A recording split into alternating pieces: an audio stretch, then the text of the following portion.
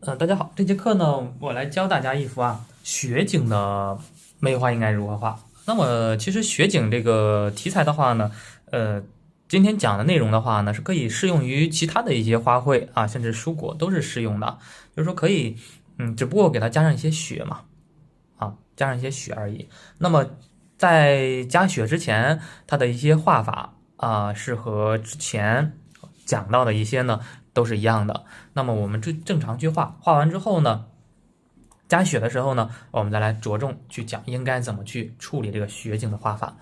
那么画的时候呢，还是一样，我们可以先从梅花的枝干开始画起。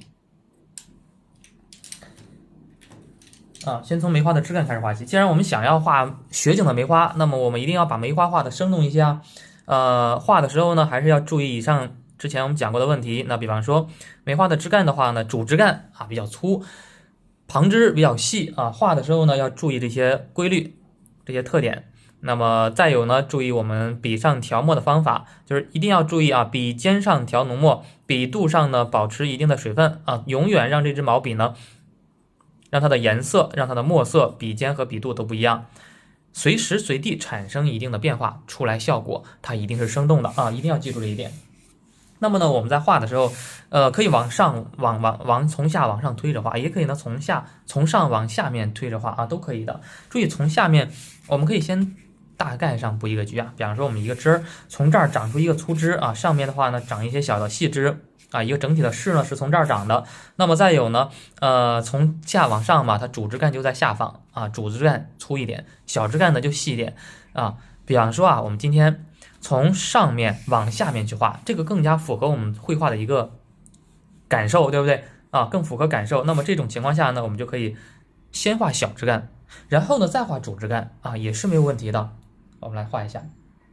画小枝干的时候呢，由于我们笔尖上墨色比较重，笔肚上墨色比较浅，那么它画小枝干的时候呢，自然而然是非常重的。我们来画一支，行笔速度呢不要太慢行笔速度要稍微有点速度，因为我们在生宣纸上速度太慢，它会晕得太开。行笔速度要稍微快一点要快准狠的感觉。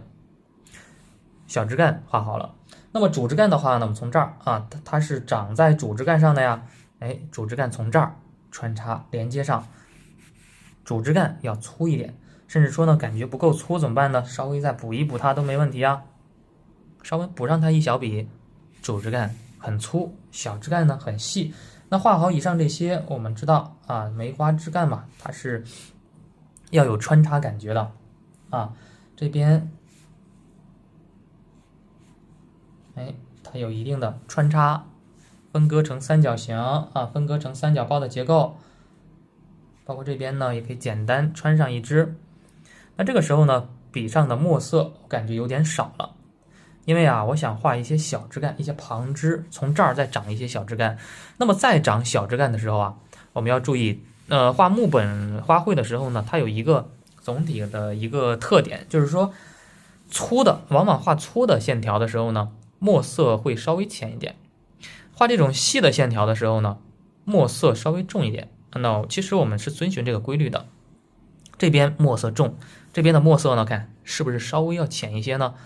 有这样的变化之后，显得这个画面它会更生动。那么我们继续往后面去画，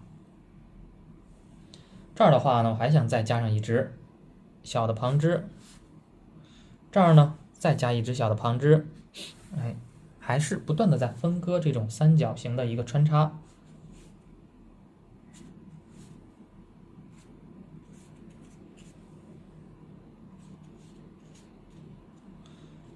小旁枝的话呢要细一点主枝的话呢要粗一点，一定要注意这些方法、这些规律，对吧？这个枝干粗，这个枝干细，这个枝干细，这个枝干粗，越来越细。枝干它的一个大的规律就是越来越细。那么这边的话呢，我还想再穿插上一个，感觉这个枝和这个枝太单薄了，那么也给它加一个穿插。那么加穿插的时候呢，不一定真的就穿过去可以停在这儿，对吧？停在这儿不动了让它呢给人产生一种什么样的感觉呢？就是延长线分割成一个三角包，实际上呢它并没有真的分开它。可以找一些这种感觉的一些绘画感受，这儿也是一样，从后面穿插过去了一个小枝干，啊，有粗有细，哎，这小画啊，就越来越生动了。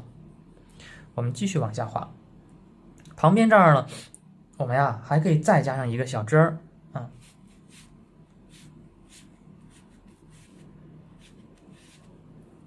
再加上一个小的梅花枝干。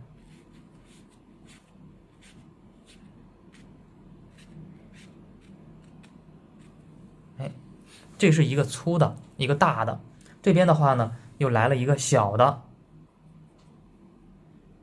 小的枝和主的枝呢，咱也让它有所穿插，也是，其实也是在分割三角形啊。看这儿的话，也是一个大的三角形啊，里面的话呢，我又分割了一些小的三角形，对不对？分割了一些小的三角形，哎，这儿的话呢也是三角形。其实记住，木本的花卉植物呢，只要是你有这些穿插。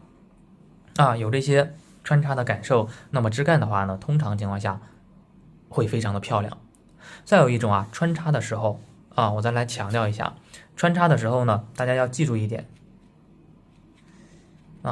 要有疏有密。穿插的过程中，不要光为了一些穿插，然后呢，最后满纸都是穿插。也不好看，要注意疏密的变化。看这边是比较密的，这边也比较密，这边的话呢，相对来说是比较松散的相对来说比较稀疏，对不对？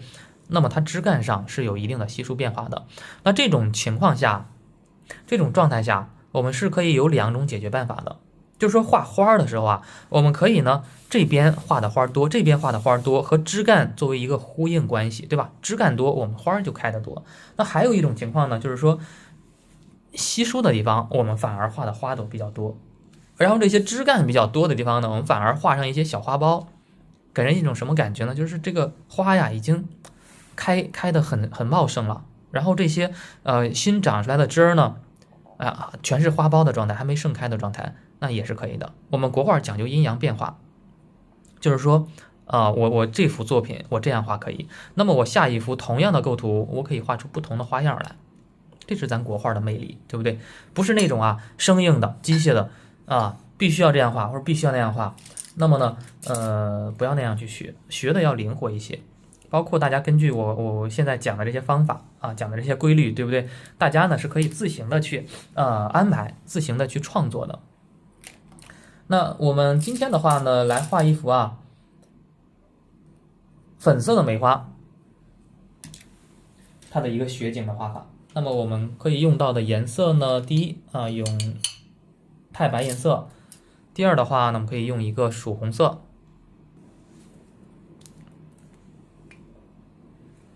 太白加曙红，或者是呢，我们这个里面其实可以加上一点胭脂加一点胭脂也是可以的。我们画一个淡粉色的就是比较重粉色的这样一个梅花，因为在雪景当中的话呢，这种偏重一点的表现出来的效果会更加的生动一点。找一支点墨成金大号，调太白调太白的话呢，调少一点，不要调的太多，可以调到笔肚的位置，多调一点，调到笔肚的位置。然后呢，刮一刮，把多余的水分不要。然后呢，在笔尖上再调曙红颜色说是粉红色，我们把它画成一个比较偏红的一个花吧。曙红，然后呢再加一点点的胭脂，然后开始画花朵了。画花朵的话呢，比方说我们这边就可以画的花朵呀，画上一些正面的画上一些侧面的。看这儿，1、2、3、4、5，画上一个偏正面的花。这边的话呢，我们再来上一个1、2、3、4、5，2朵比较重的远处的话呢，再来一个远处的被挡住的一个，成一个品字形的一个结构。看这儿有2个，上面一个成一个品字形的一个结构。再往上面加的话呢，加上一些小的花苞，哎，加上一些含苞待放的一些小花苞。那么再往这边去画的话呢，我们还可以画上一个1、2、3，哎，一个背面的啊，一个背面的花，有正面的花，有背面的花。那么这些地方呢，可以加上一些小的含苞待放的一些小梅花啊，加上一些小花苞。那么雪景的梅花的话呢，不用画的太多，要画的适当的稀疏一点，为了雪景啊，为了后面的一个下雪的感觉呢，做一个准备工作。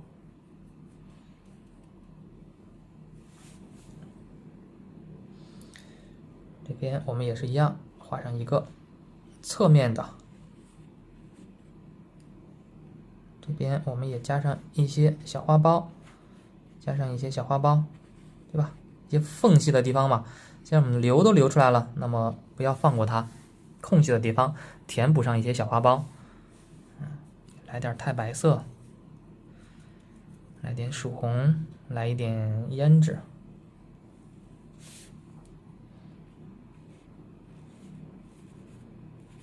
哎，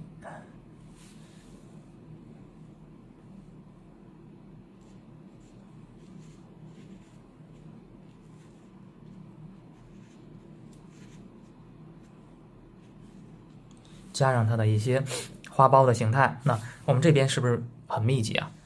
这边的话，相对来说画的还是比较稀疏的。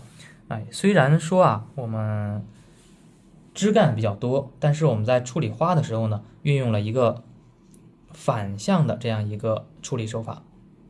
枝干多，并不代表着它花长得多，对不对？哎，所以说画国画的话呢，它是一个非常具有哲理性的一个事情啊，可以变化的啊，它不是一成不变的，它是可以随着我们画画的一个状态可以产生变化的，画出我们当下的一个心情啊，当下的一个状态就可以了。点上一些小花苞啊，然后呢，比方说我们画粉色的嘛，也加上一些粉色的梅花，像调点太白，少调一点曙红色，那么它出来的效果呢，就是粉色的了。远处的一些花呢，咱画一些粉色的，对，远处的加上一些粉色的。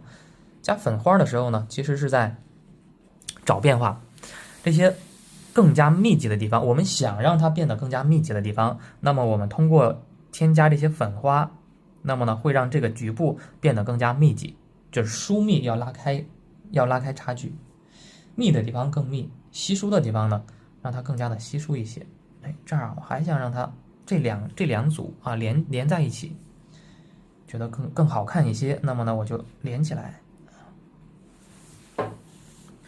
好，画好以上这些之后呢，我们继续深入刻画它，可以运用到一些我们之前的知识了呀。那比方说画花蕊、画花托，还用这个胭脂颜色啊，加上墨，胭脂加墨，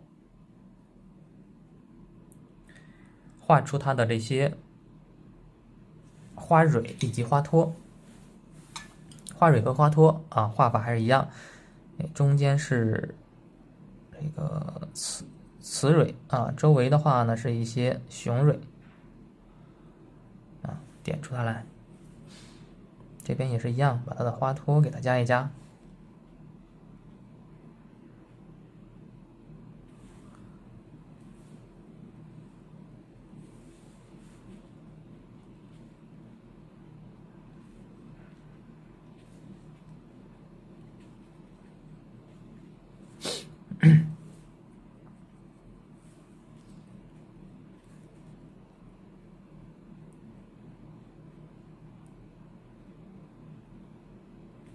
好，把它呀加上去，这些地方都给它加上去。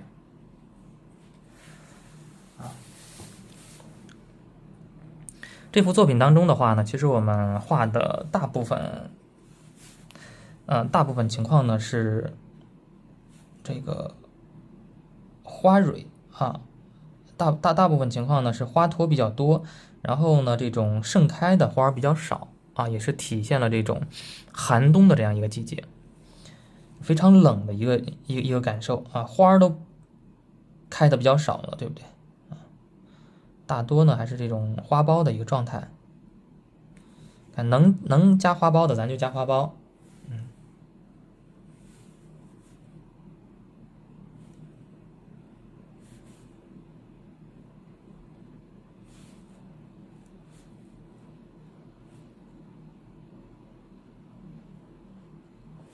好，给它加上去。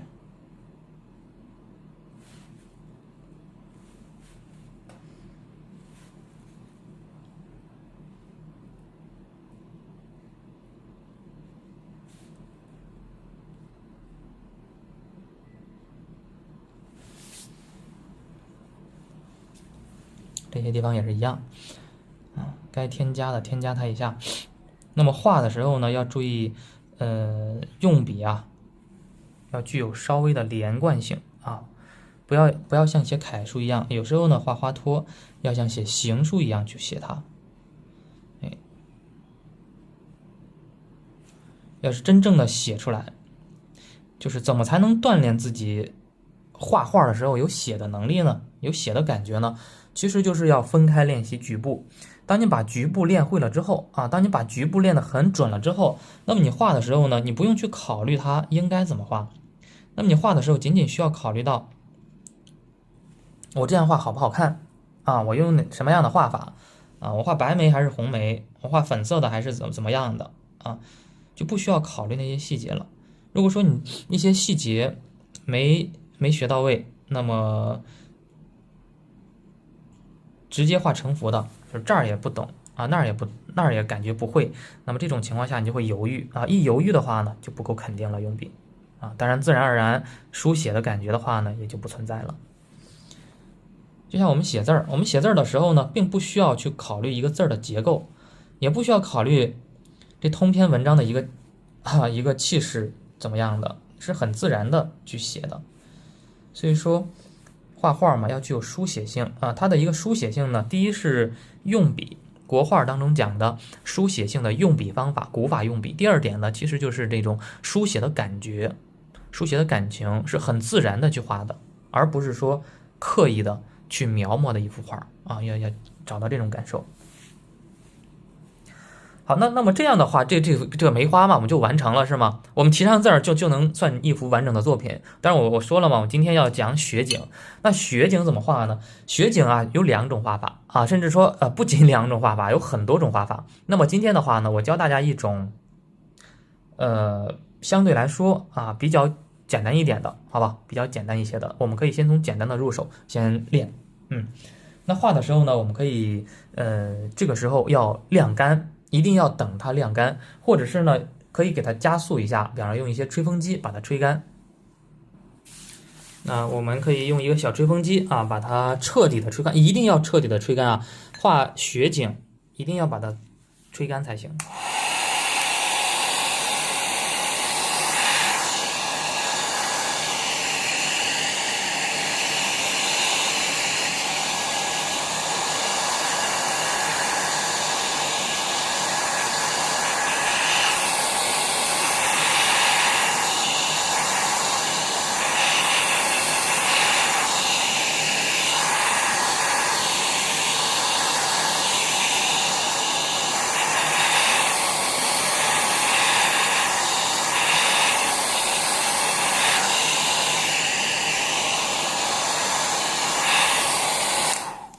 那么其实等它干了之后呢，这个花儿它更偏向于粉色了，对不对？因为我们大部分是用的粉颜色啊，你像部分地方呢，会有一些红色比较多，还是不太干，继续吹它。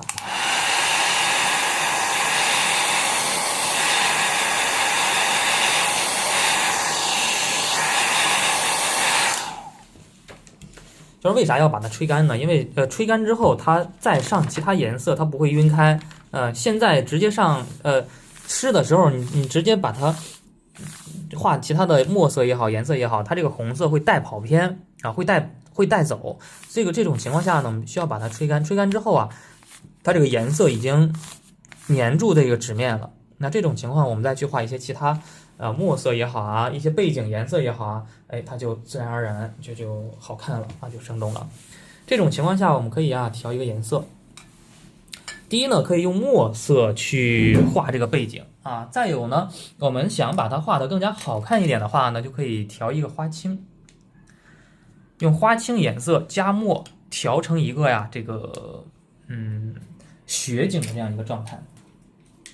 那我们画背景呢，我们就可以用纯阳毫的去画它。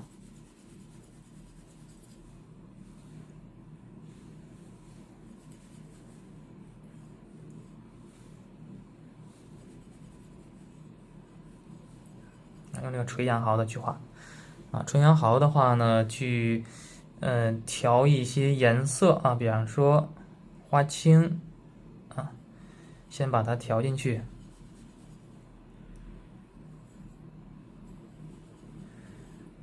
再去调呢墨色啊，这个颜色一定要调的准一点啊，不要用旧颜色，一定记住画背景的时候呢，不要用旧颜色。因为你要用旧颜色的话呢，这个残渣会非常多啊，也不是残渣，就是一些小颗粒会比较多。包括墨色也不要用旧墨，一定要用新墨以及新颜色去调背景，这样画出来的背景啊，它是干净的啊，它不会出现一些划痕的一些感觉。慢慢去调它，调的颜色要准一点啊。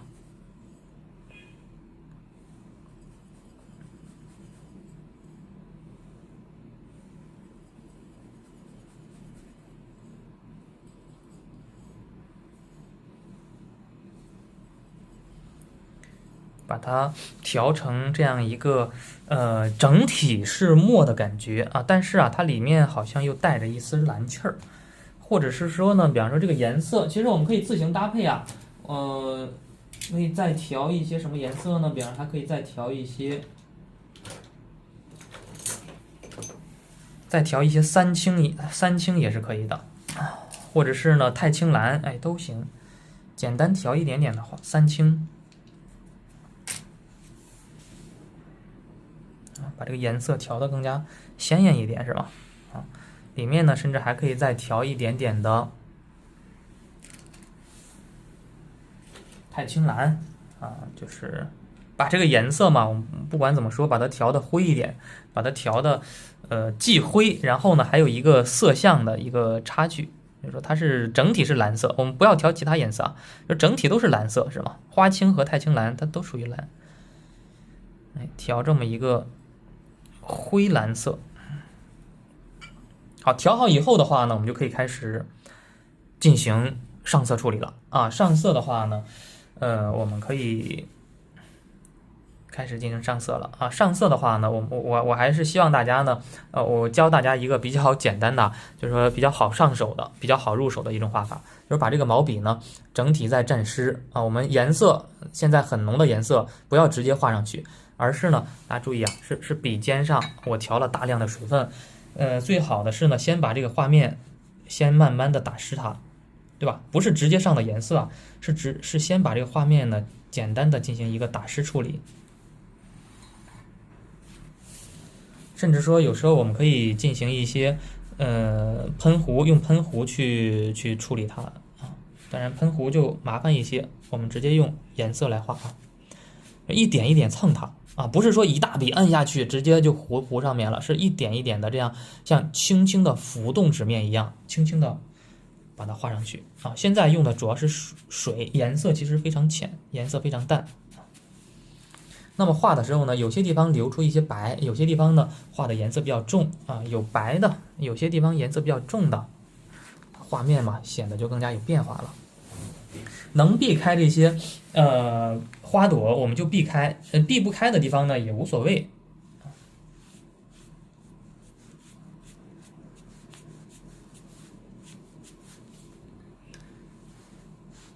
包括这一块可能还有一些云雾的处理效果，把它留出来。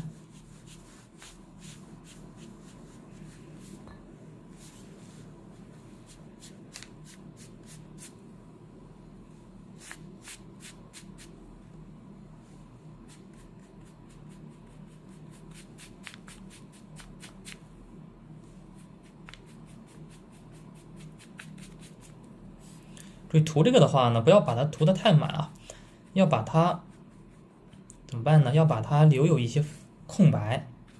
哎，花儿的上面我们涂的要多一点。那么这些，你看底下部分呢，我们可以留有一些空白啊。画面呢讲究留白嘛，留有一些空白，显得会更加生动一点。全都涂满它就不好看了。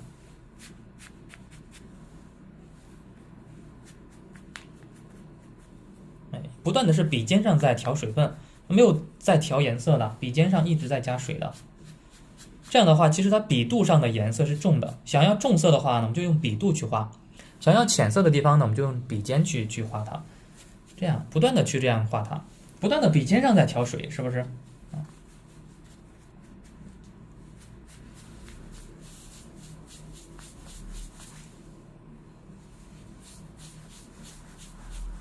慢慢的去处理它。这样处理出来的效果的话呢，它是有层次感的啊，它不是平的，它是有一些深浅的变化的。你像有些地方空白，这个肯定是层次变化很多。那还有一些地方的话呢，这种淡淡的这种变化是吗？有种雾蒙蒙的感觉啊，像月色里面，像那个晚上的一种感觉啊，它就能出现朦胧的感觉，可以出现的。这种就是一点一点去画的好处啊。如果说我们一下就把它糊得很满，涂得很圆，那么那种效果的话呢，它是比较平的啊。我们现在画了一遍之后，这个时候呢，颜色要加重啊。别看现在颜色很重，等它干了之后，这个颜色会非常非常浅的。那这种情况下呢，我们开始加重颜色，调重墨。那调这个重颜色，刚刚调好的这个重色，多调一些，然后呢进行添加啊，该染的地方我们呀染它一遍，比方说靠近这些花儿的地方，尤其是靠近花朵附近的地方，我们给它染一染啊，染一染它，让这个花儿呢显得更加鲜艳一些，也是寻求一种对比变化嘛。想重的地方，我们让它重一点啊，注意不要画到花的里面去。能避开花呢，我们就避开花，但是同时也要注意，你不要花朵呀，全部都是周围有一个白圈，它就不好看了啊。我是大家可以仔细看一下，这些地方呢和花朵是紧密的衔接在一起的啊，并没有一个白圈。大家画的时候也要注意这些，你不要画完之后周围一圈白啊，它就不好看了。这个就是生宣纸的特点，你不需要画的那么太接近。但是呢，它这个宣纸啊，它会自然而然的把它晕到那个花的里面去，这种状态。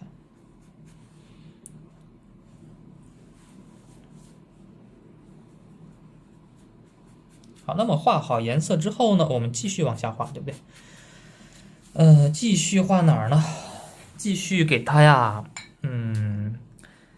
加上下雪的感觉。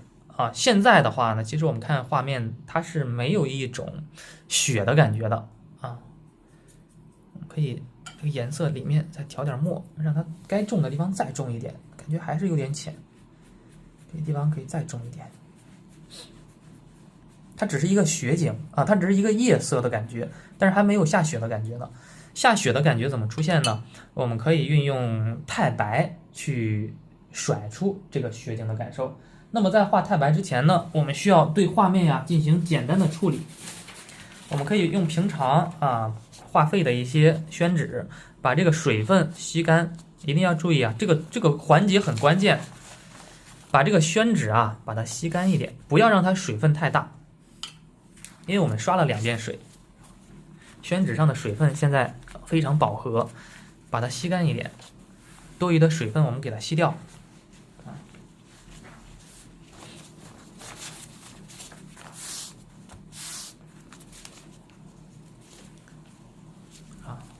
一些废的宣纸或者是一些干纸巾都可以。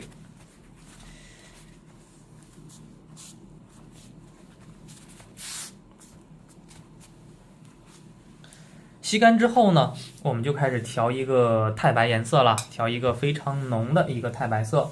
我们可以把这个毛笔以及把这些颜料给它涮一涮啊，不要粉色了，全要白色。全要这个太白色，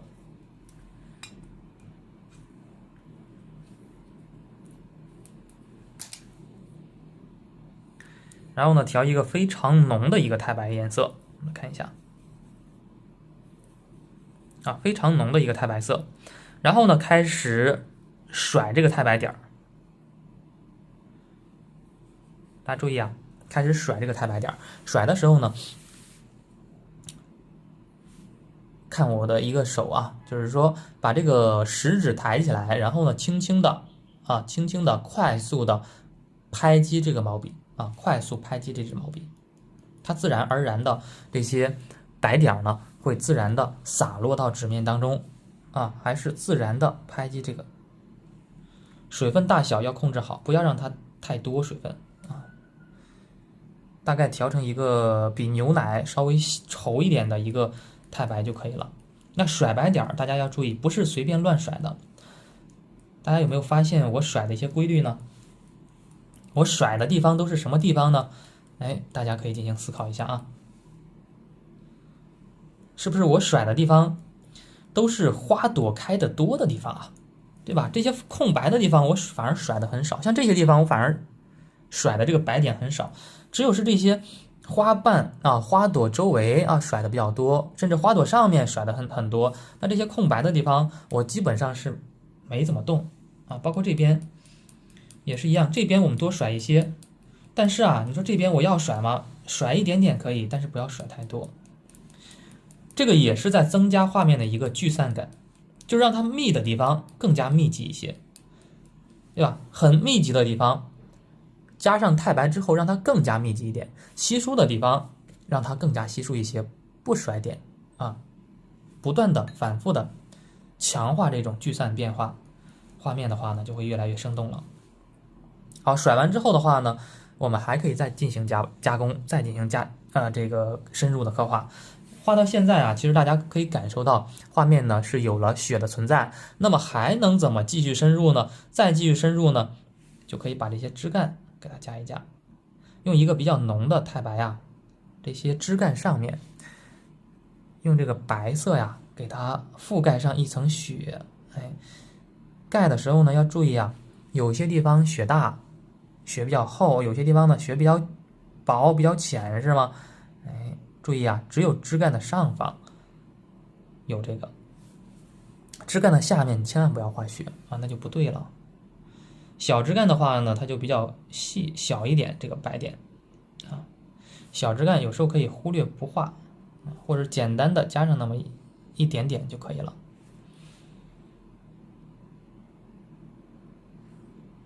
啊，也要有一定的提按变化，有些地方提起来一点啊，有些地方粗一点，有些地方细一点，对不对？哎，要有一些粗细的变化出来，效果呢，它会更生动啊。如果说还想再继续往下深入，你说还能深入吗？当然是可以的。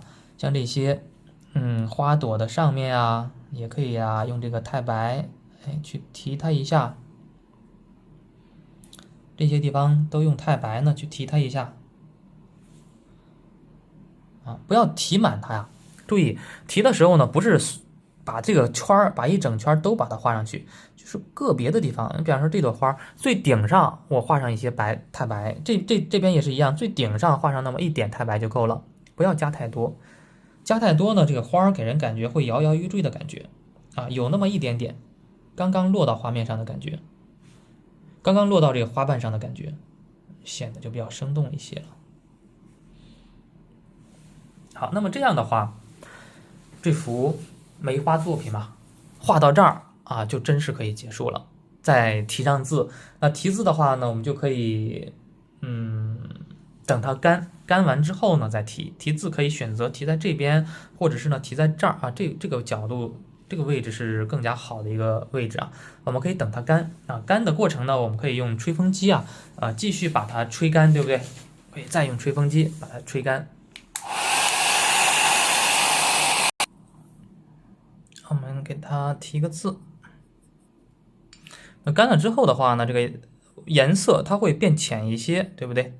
啊，包括这边啊，你像这边压着镇尺不是太干，它就比较重啊。干了之后颜色会变浅一点，所以说这种情况下呢，大家要记住啊，画的颜色的时候要让它稍微重一点啊，干了之后它才不会变得太浅。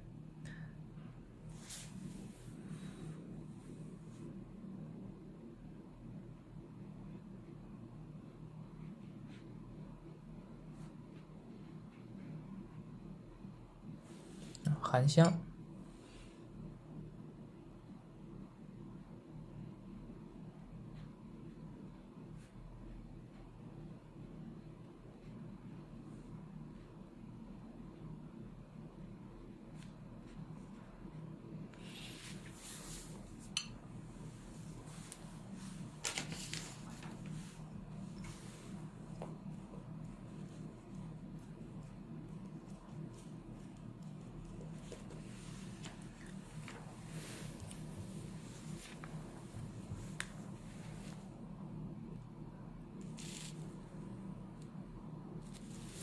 最后我们再题上字，扣上印章。